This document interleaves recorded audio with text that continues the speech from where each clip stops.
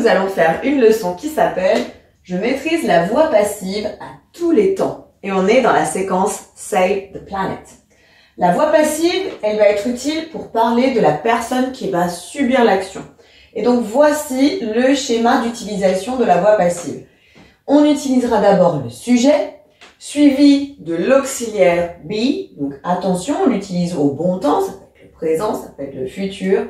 Et à la bonne personne, on fait bien attention à la troisième personne du singulier notamment. Et ensuite, on emploie le participe passé. Pour former le participe passé, eh bien, soit c'est un verbe régulier, et là on prend la base verbale et on ajoute ed, soit c'est un verbe irrégulier, et là on les a appris, et ça correspond à la troisième colonne. Si je prends le verbe prendre, to take, prétérite, took, et ensuite, troisième colonne, participe passé, ce qui nous intéresse ici, taken. J'ai mis un exemple au tableau. Plastic waste is being actively recycled. Donc là ici, le plastique est activement recyclé. Et donc on a bien là l'utilisation donc de la troisième personne, le sujet étant ici à la troisième personne. Et là c'est donc présent plus la base verbale en ing. Hein. Deuxième exemple, oceans will be cleaned by volunteers. Là, le sujet c'est oceans. Le temps, c'est du futur, donc j'ai bien ça, hein, will et mon auxiliaire be. Et ici, j'ai ajouté ce qu'on appelle un complément d'agent, c'est-à-dire qui est la personne ou les personnes qui font l'action, ici par des volontaires. Les océans seront nettoyés par des volontaires. Il y a des phrases où il n'y a pas de complément d'agent parce que parfois c'est implicite et juste parfois il n'y en a pas.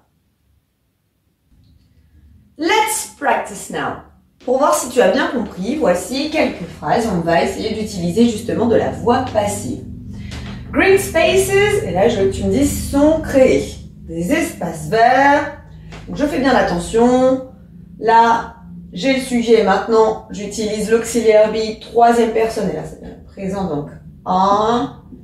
Et là, soit je dis un, created. Sinon, je peux aussi dire made. Hein, ici, c'est bien make, made. Donc le participe passé, ce serait ont été faits en made, mais on peut aussi dire ça dans ce cadre-là.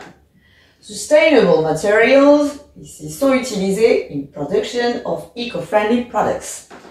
Donc des matériaux durables sont utilisés dans la production de produits bien éco-responsables. Alors, sustainable materials, toujours pareil. Troisième personne ici du singulier, je suis encore au présent.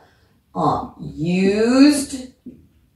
Ok. Et enfin, more eco-friendly products. Je veux que tu me dises dans un premier cas, ont été achetés for Christmas. Donc là, c'est un passé bien déterminé. Donc, prétérite, l'auxiliaire du coprétérite, were, et by, attention, by bought, hein? Comme ça. Were bought for Christmas. Et du coup, si je veux que tu me dises maintenant, plus de produits eco-friendly seront achetés pour Noël, tu vas me dire, more eco-friendly products will be bought for Christmas. Si c'est encore un peu compliqué, n'hésite pas à pratiquer avec les exercices de notre plateforme. I hope it's easy for you now. See you later. Bye. Maintenant que tu as tout compris, entraîne-toi en faisant les exercices ci-dessous.